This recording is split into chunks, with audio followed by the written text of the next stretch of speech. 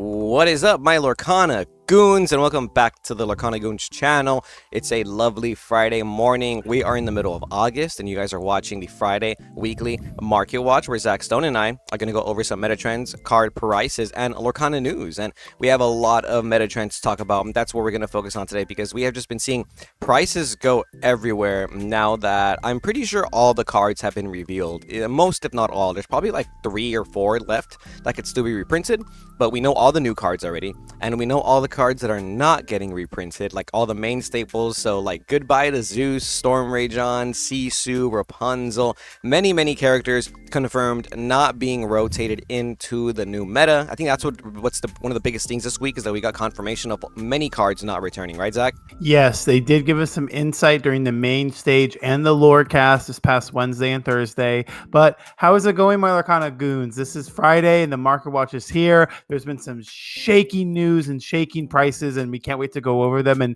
what we have on screen right here for you today is the Tiana, the restaurant owner. This is a card that I have seen people go crazy about once the Aurora was revealed. That's that one cost princess that lets you quest and play a princess character for one less. So on curve, Tiana on 2, and that means by turn 3 you can start protecting your board with her exerted ability. But look at this, plenty of movement on these Tianas. We have 3 being sold, 2 being sold, a pair of each being sold, and people are looking to get rid of these while the hype is going up right now. So if my honest recommendation, if you got some of these in your trade binders, look to pick up some of the cards with these cards and get some of the ones you need for your other decks, unless you plan on playing like a princess challenge deck and you need this Tiana. And honestly, guys, this card was about like $4 or $5 2 weeks ago, so if you got them then, you are winning for sure.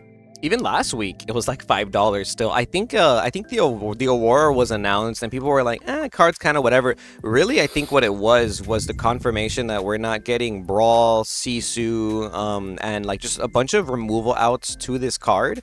I basically confirmed not in the meta, right? So I think that's one of the reasons too why the card is shooting up in price. And I'll be real with you, that combo to go Aurora into Tiana, it's okay, but I don't think that's going to be like a tier 0 combo personally. So I'm doing the same thing you're doing, Zach. I'm getting rid of mine at this price immediately, because I'm not confident this is going to stick around just to be a $30+ cold foil lowest verified by Creedy Cards. I think it's just too much too fast, right? So I'm going to try and get rid of some of these at some reasonable prices this weekend, online or in person. We have Rapunzel, High Climber, also shooting up in price. These 2 strength characters are probably going to be a lot better in this new format, and this is also a princess, so if you are playing maybe an Emerald Amber combination, you can go Aurora into this Rapunzel High Climber. Has evasive, can give characters reckless, actually no, it gives characters the inability to quest next turn. Very interesting. The market price is $19, lowest verified is $18, but we do have some listings and sales happening at around $20-ish right here. Somebody bought 4 of them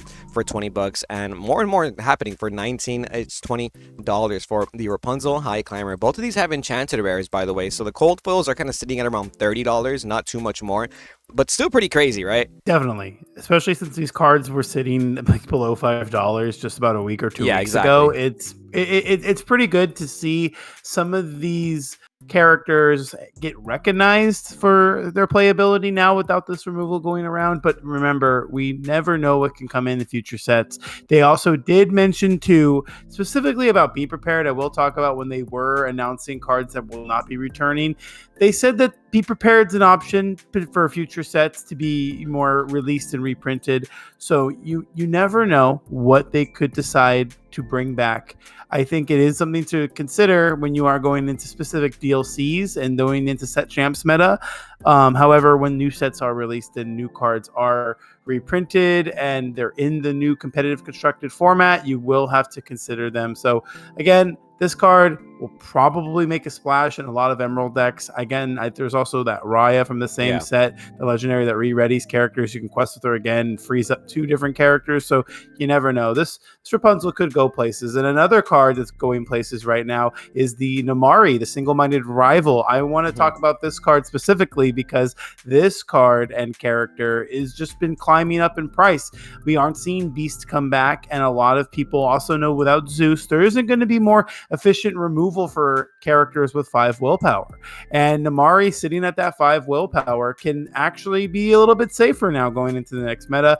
And right now, prices are reflecting that. So many sales today at around $20 to $25, and verified sellers are around $25, I believe. So you have some sellers trying to make a deal, trying to get rid of their copies while they're high. And again, it's not that I'm saying don't buy from these sellers, but do your due diligence. If you want to give them a chance, just keep in mind there's a buyer safeguard with TCG Player, and always do your research and make sure you always look into the reviews too. You can click on reviews and just go over everybody's feedback. So it's a nice little trustworthy system, and I like it. Yeah, Namaari's a very strong card. I think a lot of people, now that we've gotten the confirmation of what is getting reprinted and what is not getting reprinted, there's some like doomer sentiment in Lorcana right now. There's some people that are straight up like, oh, this game is bad because B prep doesn't exist.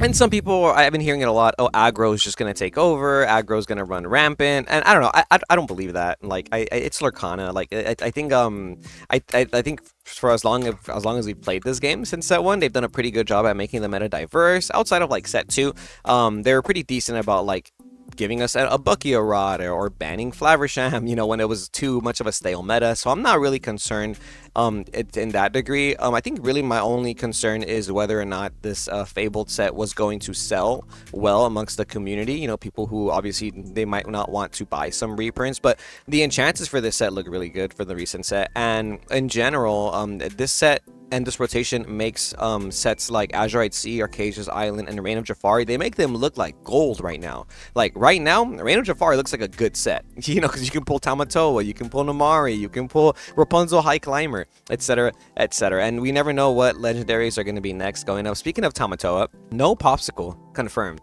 Popsicle confirmed not returning. So, naturally, the Tamatoa price has just been tumbling down. Market price was $35 to $40 last week. As of today, the market price is $33, but the reason why you shouldn't always rely on market price for your sales is because look at this. Lowest verified listing, $26.96 by Kiki Mei. All the recent sales are less than $30 now for your Tamatoas. If you've been wanting this card for your collection, maybe wait a couple weeks, because I think it's just going to keep going lower and lower until somebody develops a new Ruby Sapphire item deck, right? For all the Ruby Sapphire enjoys. The cold foils are sitting at around $50, which is not too bad. And I know enchanted rares are kind of coming down from that like 300 price point to closer to 250, and I just get the feeling that people are going to play less and less Tamatoa because there's no Popsicle, right? It's going to take a while before somebody actually develops like what the next best version of an item deck is, and eventually we'll get there, but it doesn't look like anytime soon. I am not super hyped up for item decks going into set 9. I think evasive is going to be the strategy to beat going forward as of right now, right? Everyone's focused on Dumbo. There's a lot of evasive support. The evasive Genie, Wish Fulfilled, is now shooting up to $12, lowest verified by EJ Gaming, and this card used to be close to $20 during its peak meta time frame, and I think it could get there very, very soon again. Cold foils are at $20 right now. I love each other, $20.99 with $2 shipping for your cold foil Genie Wish Fulfilled. Zach, how are you feeling about evasives going into the new meta? A little worried that evasives might become a problem with not too many efficient answers. I know Maui Shark is also an evasive character, and that's something that can kind of deal when the Ruby-Am decks come around, and Maui Sharks are still a pretty high price. Another evasive character with willpower of 5 that Zeus won't be around for. So you do have to remember, the world's greatest criminal mind was graduated, and that is available for Amber's class color. And there's a lot of talk about like Amber Ruby being like a new song deck. I'm still also really, really hyped, and I'm going to be working on like a red blue song list. I think that's going to be slept on a lot. There's still a lot of powerful combos you can do with stuff like down in New Orleans and Powerline coming out. So we'll go over that in another video. But I do want to mention that this Maui Half Shark is still around $55. Cold foils are also going to be up there too, around $64, $65. This does not have an enchanted art. This does not have like a full art promo. So these are like the most highest rarity ones you can get. And there's only 10 listings. So keep in mind, there's only so many verified sellers that actually have any copies available. There isn't more than just one available from each of these sellers. You are going to have to pay different prices for your Maui Sharks, and just do your due diligence. Good luck on your hunt. This is a hard to find card in the sea right now. It is. It's a really good card, man. It's funny how like Popsicle's gone. Ruby Sapphire might not be the best deck anymore, but Maui Shark still being recognized clearly by the market space as one of the best cards that you can acquire right now, just because, like you said, there's no Zeus. There's no Zeus, so there's very minimal outs to this like 5 willpower strat, especially if it has evasive, and there's no Be Prepared. The only board wipe we know so far is Under the Sea. You know, they could give us Grab Your Swords maybe like on the last like couple 2 cards or something, but as of right now, that's why people are very much afraid of aggro, because your only board wipe is Under the Sea. And this lady shooting up to $10, I think with the anticipation that aggro is going to be a very strong strategy, right? You play lady on turn 2, you get to play an extra character, maybe that new Nala that has resist. Yeah, this card was less than $10. You see the market price right here at 9 something. Lowest verified is now 10.50, and I think it's going to keep going higher and higher as the we get closer to Fabled format, right? The cold foils for these are going to be $17. We have a YCG Birmingham 14 with $5 shipping, then 17 plus extra $18 for our cold foil lady, the family dog right there. Into the unknown cold foils, also shooting up in price. We have very minimal removal going into set 9. We don't have Let It Go, no Dragonfire, no Zeus, no Storm Rage on, so we're gonna have to take what we can get, right? And Into the Unknown is one of the few cards now that can just one-shot a character, get rid of that one character. It's gonna be selling for around $10 at least for your cold foil. There's a lot of light blades right here and a lot of non-verified sellers that you can get it from, but lowest verified is gonna be $9.55 with $5 shipping. Very close to $15 if you're going through a verified seller. So if you can get these for less than $10 right now, that feels like a deal. Hades, Ruthless Tyrant. I think this card is going to make Ruby M tier 1. I'll be real with you. This card is so good. It was so slept on for like Reign of Jafar format. And like the price is going up already. Look at this. Cold foil, there's only 5 listings left. We're experiencing a buyout on this already. Wow. $15, then it shoots up to $20 for your Hades Ruthless Tyrant. There's not many cards that are going to do this in the game right now. There's very few cards that draw actually in this new set. I think people kind of noticed that immediately. So the fact that Ruby M has a Flaversham, a card that can draw 2 on play and draw 2 when it quests, that's just broken, right? Yeah, Flaversham should have been like a 7-cost character. There's no way it should have been 4 and inkable with that much willpower. So they got it right by, adjusting the stats per se on a character like Hades, Ruthless Tyrant. I do want to mention though that even though we didn't see Big Sisu get reprinted, we saw the other 2 little Sisus. True. And I do remember the Warrior Sisu being very popular in Ruby M strategies, and it's still a very solid character. I do think it might even see a more of a return. Again, no Zeus, not a good way to deal with it. And another card, I also want to kind of go ahead and mention that Blurple and Green Purple are going to be the removal tool decks right now going into the next set. They have the most removal right now. It's funny. But on a magical mission, this is the cold foil variant that we want to kind of go over in the market watch today. It is around $7 and there's very few listings. And this is something that I've kind of noticed over time too, is that this honest been just kind of creeping up and becoming more extinct on the market right here. So if you haven't gotten your cold foils for your master sets, or if you're looking to try this out in some Blurple strategies, again, the non-foils are going to be way cheaper than this. The cold foils, however, you might have missed your chance. They were sitting around like $2-3 for the longest time. But if you do happen to need any of these cards, I do vend at the Frankensons Collectible Show in the City of Industry. I'm there every Wednesday, Saturday, and Sundays. However, this weekend I will not be there. I'll be attending the Pokemon World Championships as a spectator, just to see how it was going. Check it out. Not too far from Disney, of course, but Kevin also vends. And Kevin, you want to tell the viewers where you are located at? Yes, you can find me at the Ninja Exchange in Carlsbad, California. That's San Diego County. And we have a booth there for all the card games. So feel free to pass by. And if you have any of these on a cold foils that you want to get rid of, we're always buying into. This card's going to be super relevant next format, especially because there's other Elsas too that are really good. I think the Elsa Fit Spirit is good. Elsa Spirit of Winter is pretty strong. And then the Elsa from Reign of Jafar, the 4 cost that lets you discard a card to exert a character. I think that card's going to actually be relevant. But enough of the foils and the meta staples. I want to take a look at some Enchanteds, because there is some Enchanteds that are moving up and down in price, right? We got confirmation this week that we are not going to see the return of Merlin Goat into the meta. So RIP Merlin Goat. That really hurts my feels. I'm a huge I'm a huge Merlin Goat enjoyer, huge Merlin Goat supporter. That card has won me so many games when I should not have won. It's actually hilarious. But if you like winning games that you shouldn't be winning, maybe consider playing Bambi, the Little Prince, or those cards like Honey Mare and White Flower. They're all very good. Goat was a little too good though, because it gained you the lore when it left the board. Bambi kind of similar, gets you a lore on play. When your opponent plays a character, Bambi's just gonna go back to your hand, right?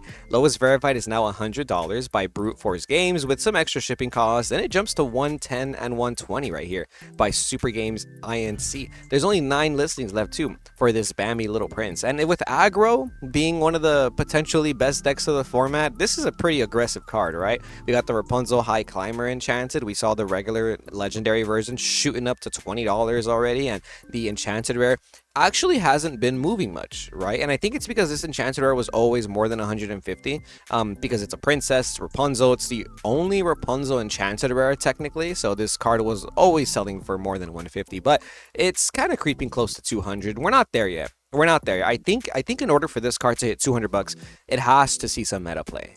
If it doesn't see any meta play, like the speculation is for the legendaries, right? If it doesn't see any confirmed meta play, the Enchanteds won't go up too much. The Enchanted Tiana did go up though. Market price was $85. Now the lowest verified is 120 by Snoreboard Games, then 125 right here by Cornfield Comics. This is a little bit of a safer bet, because like, that you can go Aurora turn 1, Tiana turn 2. Is that going to be like a meta play? Is it going to be the best deck of the format? I don't think so. That's up to opinion, right? I think it's an okay play.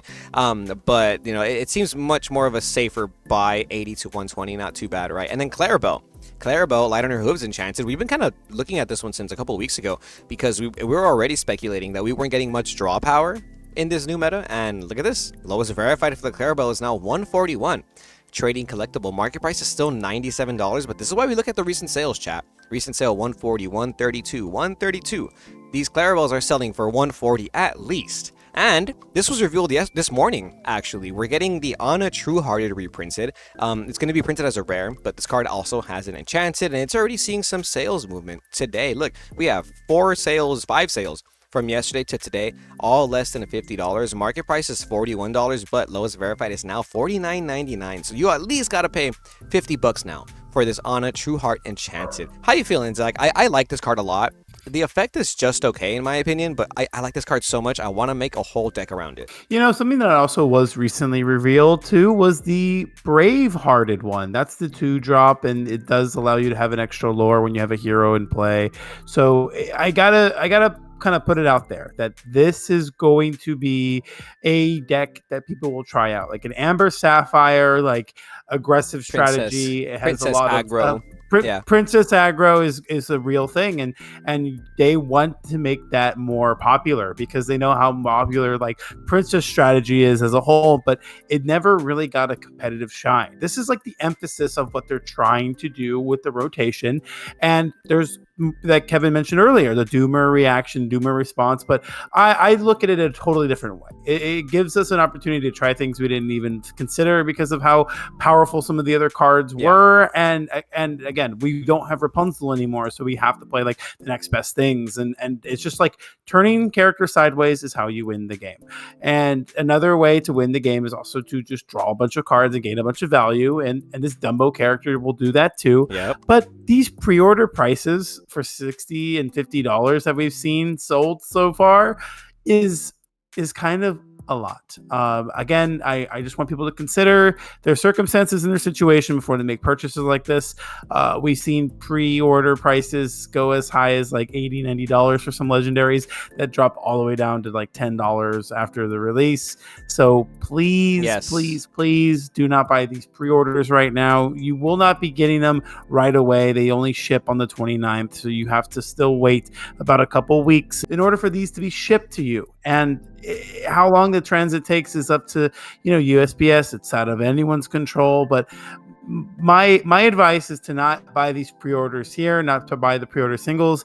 It's going to be a little tough if you need stuff on the release weekend, but I will admit, guys, that there is going to be a lot to look forward to in this set, and the Dumbo is going to be a good card, but it's not going to be worth $60. Definitely not. It's a good card. I think it's a very strong card. I don't think it's going to be like the defining card in the meta that people are saying it is, it's not Rapunzel. I'll be real with you. This card is not Rapunzel. In order to generate the same value that Rapunzel generated you have to have 3 characters. You have to have 3 other evasive characters on board, and you have to have 7 ink. This card is not Rapunzel. Okay, so this is, I don't think it's gonna be. I would never pay $60 for this card. Even in testing, it's just testing all right. It's a good card, but it's just testing as like all right. So like listen to Zach. You know, probably don't buy the pre-order for $60, especially not online. Some other cards that are selling for a lot right now in the new set, Lilo, the best explorer ever. This card's going to be really good, right? It's going to be like a Cricky for steel, but $20 each, that's a lot. We don't have any super rares. We don't have a single super rare in the meta that costs this much. The closest one is Daisy, and you have to play for Daisy in any deck you're playing Daisy, and that card costs $9. So Lilo's not going to be that expensive. I do want to point out that I said it earlier. This set, in my opinion, has the best Enchanted rares of all time. And I'm so glad they did this. There's so many playable Enchanted rares in this set. Circle of Life, Genie, Max Goof, Powerline, Eye to Eye.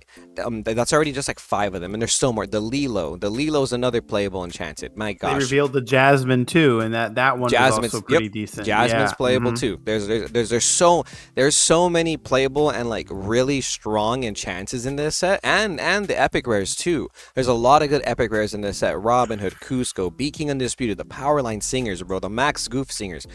I think this set is gonna have like such good collectability. I think that's what they're trying to do. Like, they obviously are aware that people who have played Lorcana since set 1, they're gonna buy this set and be like, why do I want to pull Merfolks again? Why do I want to pull some of these bulk cards from sets 1 through 4 and so on and so forth? But I do think that adding so many playable Enchanteds this time around was done on purpose as a way to, you know, give people a reason to not just buy the packs, but like if you go play a local tournament and you win a box, I'm gonna do that every time with this set. Like, this set is gonna entice me to go play way more locals than I normally would, because I want to pull the iconic rare, and the Enchanteds you can pull are actually just broken, right? And even some of the reprint hits are just broken. So I'm super hyped for Fabled. I know a lot of people aren't. I do want to. I want to talk about that Circle of Life though. I just want to mention one thing. Yeah. I love how simple the text is and how much artwork and they could add to the Enchanted art. That's all I want to say. Beautiful. I love that. No, yeah, you're so right about that. Like they really tried with this card and these Enchanteds. You can tell that they put all their effort into something as simple as like, let's make sure we use as much of the space for the art as possible in this card. Lovely, very lovely. I do want to mention that I think it's China. The Chinese community is already getting their version of epic rares as an Elsa promo. I think this is for one of their challenge promos. But this looks really lovely. As you can see, when you can see it's textured. It has like a little bit of that legendary texture on it, and then the foiling. This looks pretty cool. This looks a lot better than I thought it would. I thought they were gonna be just flat cold foil like the D100s, but if our epics look like this, if they have this texture and the foiling is a little bit different on like parts of the card, that's gonna be really exciting. You know, I have to admit, this is going to make those original D23s look a little shameful. Yeah. Because this is honestly really cool. I love the detail, and it's going to be a little bonus for the collectors that are not, you know, around other countries.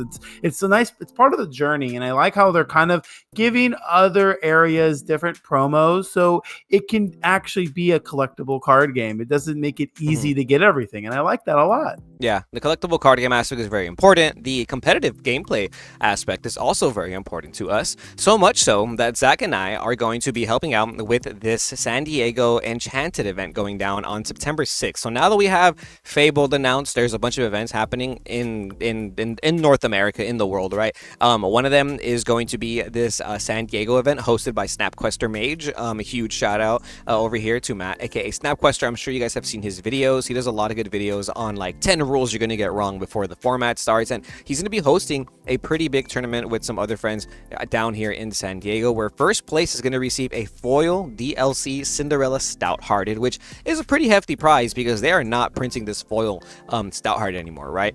Second place gets 2 boxes of Fabled and a sealed D23 set. Third and fourth get a Fabled box, and 5th through 8 get some extra packs, and they got some more pricing depending on like the turnout, or if there's any extra turnout higher than the 64 player cap. They're gonna probably do some side events as well. And best part of all, Zach Stone and I are going to be contributing, helping out there, potentially vending and commentating during the event. So if you guys want to watch the live stream, if you guys are not going to be in the San Diego area, Zach and I are going to be taking turns casting with Snapquester Mage and whatnot. And we're going to have a blast. You know, Zach and I have been really excited to try and get into the casting space for Lorcana tournaments. A lot of it does conflict because both of us are always busy on weekends, and that's usually when the big tournaments happen. But we're going to take a Saturday off. We're going to commit to it. We're going to buckle down, and we're going to try and cast some awesome Lorcana games for the San Diego community and the overall Lorcana community. So make sure you stay tuned for that, right, Zach? Yeah, I can't wait. That's still going to be an amazing tournament. I do kind of also want to highlight that there's still early bird tickets available today. So if you're watching this Market Watch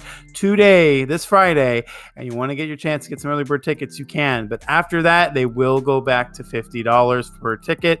So again, it's just going to be a fun event post Fabled into the next competitive constructed meta. The prizing is going to be amazing. And again, we got to show love to the San Diego Lorcana community. You guys are putting in work, and you guys are also very competitive down there, and we'd love to see it. But yeah, before I sign everyone off today, guys, I do have a shout out I want to give to Mo and Alexis. I really appreciate you guys. You guys come down pretty far to visit me at Frank & Sons, and I really appreciate all the support.